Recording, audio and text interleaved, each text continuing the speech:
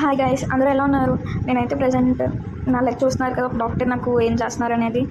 But నేను main reason like మనం check చేయించుకుంటాం కదా, మనకి బాగాలేదు అది ఇది అనేసి హాస్పిటల్కి. నా లైఫ్లో ఇలా ఎక్స్పీరియన్స్ అయ్యింది, అది మీకు కూడా షేర్ చేయాలి అనుకుంటున్నాను. ఏంటి అంటే ఫస్ట్ మాకు తెలిసిన ఒక డాక్టర్ ఉంటే స్కానింగ్కి వెళ్ళండమ్మా అనేసి చెప్పారు. సో మేము గవర్నమెంట్ హాస్పిటల్కి ఫస్ట్ వెళ్ళాము. వెళ్తే వాళ్ళు స్కానింగ్ చేశారు అండ్ చూసి ఏమన్నారంటే ఏం లేదు, బాగానే ఉంది, పాపకి బెడ్ రెస్ట్లో ఉంటే సరిపోద్ది అన్నారు. బట్ నాకు అయినా సరే 2 వీక్స్ అయినా సరే ఇంకా నొప్పి తగ్గలేదు అనేసి మా పిన్ని వర్క్ చేస్తున్న హాస్పిటల్లోకి ఒకసారి చెక్ చేయించుకుంటే లైక్ ఫ్రాక్చర్ అయింది. లైక్ ఎలా చెప్పాలో కూడా నాకు తెలియదు, బట్ లైక్ ఫ్రాక్చర్ అయింది కొంచెం అనేసి అన్నారు.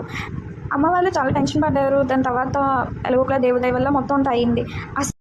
మీకు కూడా ఇలా ఎక్స్పీరియన్స్ అయిందా? ఒక హాస్పిటల్లో వేరేగా చెప్పి ఇంకొక హాస్పిటల్లో వేరేగా చెప్పి. బట్ నా లైఫ్లో మాత్రం చాలా ఫస్ట్ టైం ఇలా జరగడం వల్ల కొంచెం ట్రబుల్ ఫీల్ అయ్యాను. అండ్ చెప్పలేని పెయిన్, ఏం చేయాలో తెలియదు. లైక్ ఇలా అయ్యేసరికి కాలేజెస్ అన్నీ హాలిడేస్ తీసుకోవడం ఇప్పుడు. సో నా చుట్టుపక్కల కూడా నేను వచ్చేటప్పుడు ఎవరూ లేరు.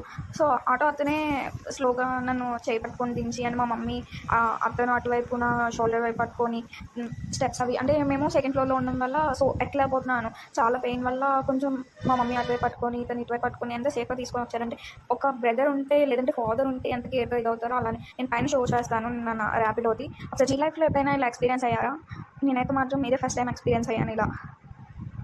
కానీ అందరూ జాగ్రత్తగా ఉండండి కొంచెం.